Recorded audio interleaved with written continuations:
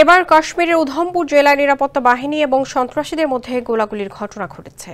এতে এক সেনা সদস্য নিহত হয়েছে বলে জানিয়েছে কর্মকর্তারা।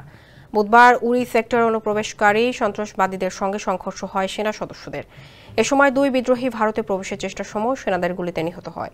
অন্যদিকে বৃহস্পতিবার ফের জম্মু ও কাশ্মীরের উধমপুর জেলায় তল্লাশি অভিযানের সময় নিরাপত্তা বাহিনীর সঙ্গে সন্ত্রাসীদের সংঘর্ষ হয়। ভারতীয় সংবাদ মাধ্যম এনডিটিভির এক প্রতিবেদনে তথ্য জানানো হয়েছে।